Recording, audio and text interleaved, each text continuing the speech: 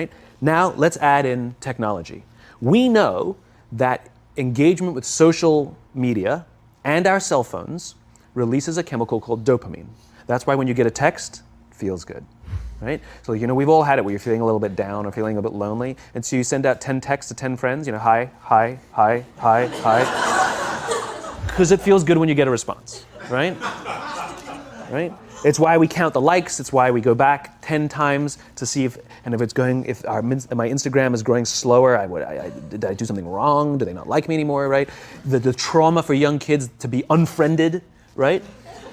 Because we know when you get a hit of dopamine, which feels good. It's why we like it. It's why we keep going back to it. Dopamine is the exact same chemical that makes us feel good when we smoke, when we drink, and when we gamble. In other words, it's highly, highly addictive. Right? We have age restrictions on smoking, gambling, and alcohol, and we have no age restrictions on social media and cell phones, which is the equivalent of opening up the liquor cabinet and saying to our teenagers, hey, by the way, this adolescence thing, if it gets you down. But that's basically what's happening. That's basically what's happening, right? That's basically what happened. You have an entire generation that has access to an addictive, numbing chemical called dopamine through social media and cell phones as they're going through the high stress of adolescence. Why is this important? Almost every alcoholic discovered alcohol when they were teenagers. When we're very, very young, the only approval we need is the approval of our parents. And as we go through adolescence, we make this transition where we now need the approval of our peers.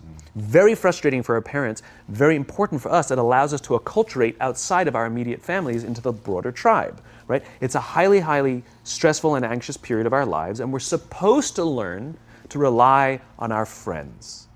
Some people, quite by accident, discover alcohol and numbing effects of dopamine to help them cope with the stresses and anxieties of adolescence. Unfortunately, that becomes hardwired in their brains, and for the rest of their lives, when they suffer significant stress, they will not turn to a person, they will turn to the bottle. Social stress, financial stress, career stress, that's pretty much the primary reasons why an alcoholic drinks. Right? What's happening is because we're allowing unfettered access to these dopamine-producing devices and media, basically it's becoming hardwired, and what we're seeing is as they grow older, too many kids don't know how to form deep, meaningful relationships. Their words, not mine. They will admit that many of their friendships are superficial.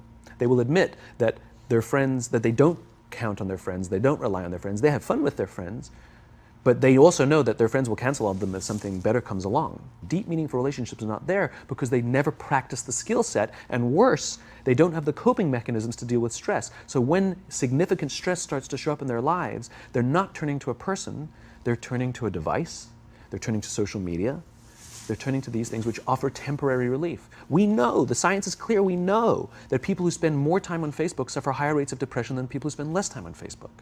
Right? These things balanced. Alcohol is not bad. Too much alcohol is bad. Gambling is fun. Too much gambling is dangerous. Right? There's nothing wrong with social media and cell phones. It's the imbalance. Right? If you're sitting at dinner with your friends and you're texting somebody who's not there, that's a problem. That's an addiction. If you're sitting in a meeting with people you're supposed to be listening to and speaking, and you put your phone on the table, face up or face down, I don't care, that sends a subconscious message to the room that you're just not that important to me right now, right? That's what happens. And the fact that you cannot put it away is because you are addicted, right? If you wake up and you check your phone before you say good morning to your girlfriend, boyfriend, or spouse, you have an addiction. And like all addiction, in time, it'll destroy relationships, it'll cost time, and it'll cost money, and it'll make your life worse.